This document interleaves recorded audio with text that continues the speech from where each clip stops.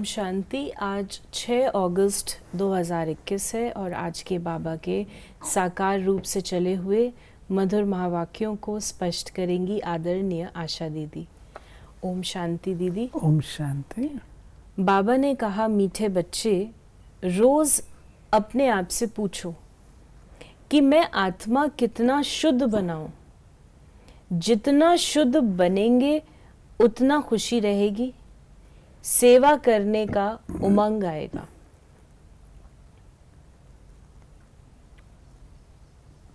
शुद्ध बनने से हल्कापन आता है, भारीपन निकल जाता है। तो जब हल्कापन होता है तो खुशी होती है और सेवा करने का उमंग भी उसमें आता है। प्रश्न है, हीरे जैसा श्रेष्ठ बनने का पुरुषार्थ क्या है? देही अभिमानी बनो, शरीर में जरा भी मोह ना रहे, फिक्र से फारिग हो, एक बाबा को की याद में रहो। यही श्रेष्ठ पुरुषार्थ हीरे जैसा बना देगा। अगर देह अभिमान है तो समझो अवस्था कच्ची है।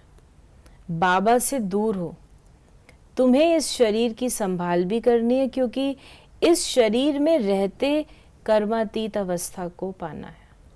हमारा पुरुषार्थ जीते जी का है और जीते जी बाबा कहते हैं सामान्य रूप से रहते हुए, नॉर्मली रहते हुए आपको पुरुषार्थ करना है। ना तो आपको कुछ छोड़ना है, ना तो आपको कहीं जाना है। आप आराम से जैसे घर गृहस्थ में रहते हो रह करके अपने आप को अच्छा भी बनाओ। गीत है, मुखड़ा देख ले प्राणी। ओम शांति। बाप बच्चों को समझाते हैं कि जिसके योग बल से पाप कटते हैं उनको खुशी का पारा चढ़ जाता है। अपनी अवस्था को आप ही बच्चे जान सकते हैं। जब अवस्था अच्छी होगी तो सर्विस का शौक बहुत अच्छा होगा। जितना जितना शुद्ध होते जाएंगे औरों को भी शुद्ध अथवा योगी बनाने का उमंग आएगा, क्योंकि तुम राज योगी व राज ऋषि हो।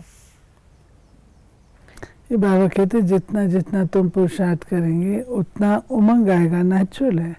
राजयोगी, राज ऋषि पवित्र, राज ऋषि जो कि तपस्या करने वाले, राजयोगी जो शिव बाबा के साथ संबंध जोड़ के रखने वाले। अपनी जांच करते रहो, हम कितना समय याद करते हैं। जितना याद करेंगे उतना खुशी का पारा चढ़ेगा और अपने को लायक बनाएंगे। ऐसे भी मत समझना कि कोई बच्चे कर्मातीत अवस्था को पहुंच गए हैं। नहीं, रेस चल रही है। रेस जब पूरी होगी तब फाइनल रिजल्ट होगी, फिर विनाश भी शुरू हो जाएगा। तब तक ये रिहर्सल होती रहेगी जब तक कर्मातीत अवस्था आ जाए। हम किसी की बुराई नहीं कर सकते, अंत में ही सबका पता पड़ेगा। ये जो बाबा कह रहे हैं रिहर्सल के बाद, रिहर्सल का अर्थ है जैसे प्राकृतिक आपदाएं जहाँ तहाँ आती हैं, कभी कोई युद्ध छिड़ते हैं, ये सब होगा। ये रिहर्सल्स हैं। ये बाबा बता रहा है कि ये सब कुछ होगा। तो तुमको कर्मातीत बनना। जब तक तुम कर्मातीत नहीं बनोगे तब तक ये छोटी छोटी होती रहेंगी, फिर फाइनल हो जाएगा। बीमारी आदि होती है, इसको कर्म भोग कहा जाता है। भोगना का और किसको पता नहीं पड़ता, वो अंदर की पीड़ा होती है। अभी एक रस अवस्था किसी की बनी नहीं है। जितनी कोशिश करते हैं उतना विकल्प तूफान बहुत आते हैं। ये लोगों के प्रश्न होते हैं कि पुरुषार्थ में विकल्प तूफान क्यों आते? नहीं, इसमें हमको डरना नहीं चाहिए। ये वेरी फैक्ट कि आप उसको रिकॉग्नाइज कर रहे हैं कि तूफान है, विकल्प है, ये एक अच्छी निशानी है कि आप कम से कम बीमारी को परख तो रहे हैं। अगर आज परख रहे हैं तो कल आप उसको छोड़ भी देंगे। बाबा ने कहा कि वास्तव में राजा को प्रजा का होना रहता है, इसलिए लड़ाई का सामान रखते हैं। सतयुग में तो लड़ाई आदि की बात नहीं होती। अभी तुम बच्चों को खुशी होती है, हम अपनी राजाई में जाएंगे, वहां डर की कोई बात नहीं, टैक्स आदि की भी बात नहीं। फिर ये शरीर की फिक्रात यहाँ रहती है। गाया जाता है, फिक्र से फारिग स्वामी। तुम जानते हो, फिक्र से फारिग होने के लिए अभी हम इतना पुरुषार्थ करते हैं, फिर 21 जन्म के लिए कोई फिक्रात नहीं रहेगी। बाबा को याद करने से तुम बहुत अडोल रहेंगे। रामायण की कथा भी तुम्हारे पर है। ये जो बाबा ने कहा कोई फिक्रात नहीं, क्योंकि जब बाबा साथी है, सर्वशक्तिमान साथी है, तो फिर किस बात की चिंता। और दूसरा, अवस्था भी जो है वो हमारी अडोल स्वाभाविक रूप से रहेगी। जब विश्व में लड़ाई लगेगी तब समझेंगे अब टाइम आ गया है। जितना बाप को याद करने का पुरुषार्थ करेंगे उतना फायदा होगा। पुरुषार्थ करने का अभी ही समय है, फिर तो विनाश की धूमधाम होगी। अभी तो शरीर में भी मोह रहता है ना। बाबा खुद कहते हैं, शरीर की संभाल रखो, अंतिम शरीर है, इसमें ही पुरुषार्थ कर कर्मातीत अवस्था को पाना है। जीते रहेंगे, बाप को याद करते रहेंगे। शरीर की संभाल भी बहुत ज़रूरी है। बाबा ने एक बार दादी चंद्रमणि को कहा था। चंद्रमणि दादी बहुत ज़्यादा सेवा में भाग दौड़ करते रहते थे, तो उनके शरीर पर असर आया, तो आखिर उनको फिर बॉम्बे लेके जाना पड़ा। तो बाबा ने उस समय कहा था कि नॉलेजफुल उसको कहा जाता है जो अपनी आत्मा और शरीर दोनों का ही ध्यान रखे। तो आज बाबा ने हमें कहा कि शरीर को निरोगी तंदुरुस्त रखो, गफलत नहीं करनी है, खान पान की संभाल रखेंगे तो कुछ नहीं होगा। ये ज़रूरी है ना। बाबा हमारा बाबा है, पिता है, तो पिता हमको शिक्षा दे रहा है कि तुम अगर कोई चीज़ अच्छी लगी वो तुमने ज़्यादा ले ली, और कोई चीज़ अच्छी नहीं लगी तो उसको किनारे कर दिया।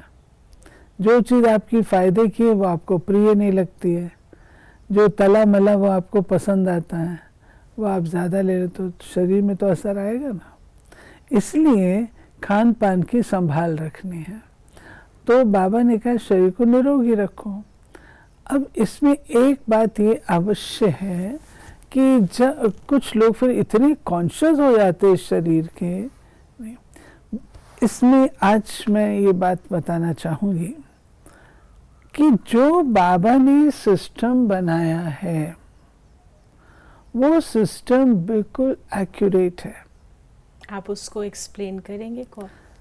बाबा ने सिस्टम बनाया कि आप मॉर्निंग में जैसे ब्रेकफास्ट लेते हैं आप लीजिए, दोपहर में आप भोजन करते हैं आप कीजिए, शाम को थोड़ी टोली लेते हैं लीजिए, रात्रि में भोजन 7:30 बजे के करीब करिए, थोड़ा उस अंदाज से। बाबा ने हमें अर्ली वैसे डिनर सिखाया है, 7:30। और फिर उसमें अटेंशन रखो और फिर प्यार से भोजन करो। हम लोग क्या करते हैं, किसी दिन तो बिल्कुल ईद है और किसी दिन बिल्कुल ही रोज़े। ऐसे तो नहीं होना चाहिए। कभी हम चाहेंगे अच्छा वो है, मन अच्छा है तो चलो भाई ठीक है, और कभी हम कह देंगे कि नहीं, बाबा ने ये नहीं सिखाया। हमने देखा है, हमारी सामने मिसाल है ना दादियाँ, उन्होंने अपने शरीर को कैसे चलाया। कब आजकल मिस करेंगे, नहीं मैं सिर्फ पानी पीऊँगी इतने बजे तक, मैं केवल फ्रूट ही खाऊंगी इतने बजे तक, मैं केवल यही करूँगी इतने बजे तक, इसके बाद मैं कुछ और नहीं करूँगी। ये तो आपके अपने बनाए हुए सिस्टम है, बाबा ने ये नहीं बनाया। और बाबा ने ये कहा कि खाओ पियो दौड़ लगाओ। बाबा घी पिलाता था और दौड़ लगवाता था बच्चों से। आलस नहीं था बच्चों में, बाबा आलस होने नहीं देता था। चलो बच्चे सफाई करने, चलो बच्चे ये करना, चलो बच्चे। तो आजकल हम सोचते हैं कि हम क्यों करें, लेबर है ना। तो आपका खाया पिया सारा जमा होता रहता है, नुकसान करता है। तो बाबा के जो सिस्टम है, अगर हम उनको फॉलो करें प्रॉपरली तो बिल्कुल हेल्दी वे रहेंगे। यानी सेवा भी करें, और बाबा ने कहा कि एक रस चलन से शरीर भी तंदुरुस्त ये रहेगा। बाबा ने एक और बात बताई, जो एक हम रस चलन। कभी कुछ ना कुछ परिवर्तन करते रहते हैं ना, बाबा कहते ऐसा नहीं करना है, एक रस चलाओ। हम लोग कहते हैं मैं चावल नहीं खाऊंगी, क्यों, मैं मोटी हो जाऊंगी। तो हमको दादी निर्मल शांता ने एक बार सिखाया। दादी निर्मल शांता ने कहा, मानो ऐसी कोई परिस्थिति आती जब तुमको चावल ही मिलेगा, अब तुम्हारी बॉडी ने उसको एक्सेप्ट करना अगर सीखा हुआ नहीं होगा, अंत में तुम क्या करोगे।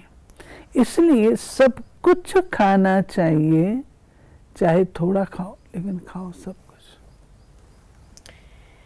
फिर बाबा ने हमें बताया कि बाप कहते हैं ये ज्ञान प्राय लोप हो जाता है, जब मैं आकर सुनाऊं तब तुम भी सुना सकते हो। अभी तुम बच्चे जानते हो हम भविष्य में एक्यूरेट ये देवी देवता बनेंगे।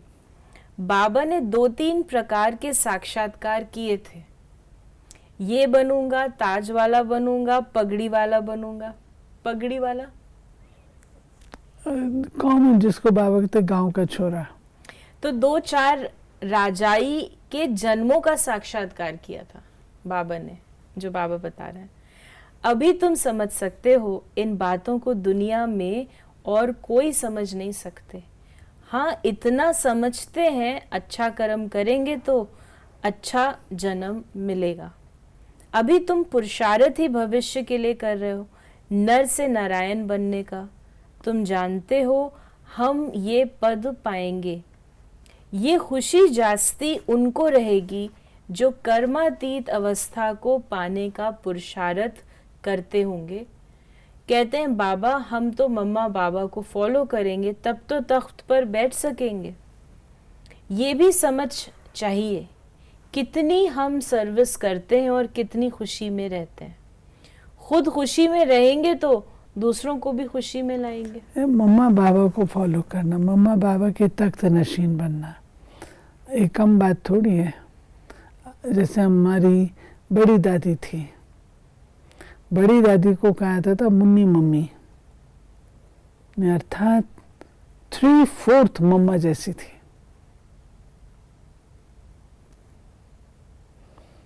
बड़ी दादी दादी प्रकाशमणि ने मम्मा को पूरा फॉलो किया हुआ था।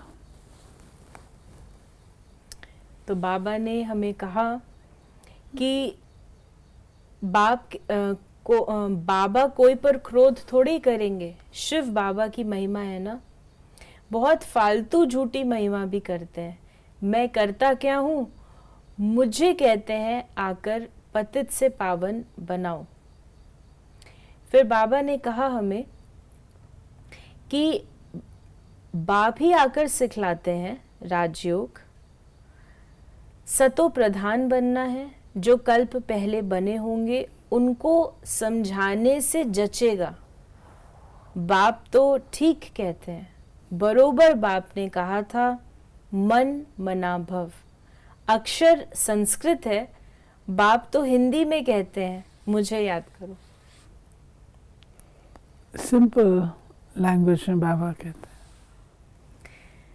अपने को देखना है कहाँ तक हम सतो प्रधान बने हैं, पावन बने हैं, कहाँ तक नर्कवासियों को स्वर्गवासी बनाने की सेवा करते हैं। आज के बाबा का वरदान है, सहन शक्ति की विशेषता द्वारा दूसरों के संस्कारों को परिवर्तन करने वाले दृढ़ संकल्पधारी भव। जैसे ब्रह्मा बाप ने ज्ञानी और अज्ञानी आत्माओं द्वारा इंसल्ट सहन कर उन्हें परिवर्तन किया, तो फॉलो फादर करो। इसके लिए अपने संकल्पों में सिर्फ दृढ़ता को धारण करो।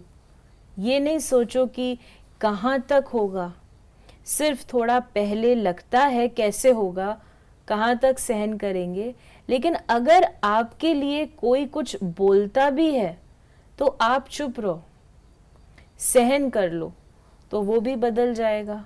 सिर्फ दिल शिकस्त नहीं बनो। उसमें ये होता है ना, मैं हार गई। अगर हम सहन कर लेते हैं तो ये एक आ जाता है, मैं हार गई, वो मेरे पर इतना हावी हो गई और मैं चुप रही। दूसरे भी कहते तुम चुप क्यों रही, बोलना था ना। नहीं, लेकिन मम्मा बाबा सिखाते हैं सहनशील हो जाओ, चुप रहो। स्लोगन है संगम पर सहन कर लेना, झुक जाना, यही सबसे बड़ी महानता है। झुकना। तो ये थे बाबा के आज के महावाक्यों का स्पष्टीकरण। यदि आपके मन में कोई सवाल है तो आप मैसेज या व्हाट्सएप करें 8826599309 पर, और हम आपके प्रश्नों का उत्तर प्रश्नोत्तरी कार्यक्रम में देने का प्रयास अवश्य करेंगे। ओम शांति।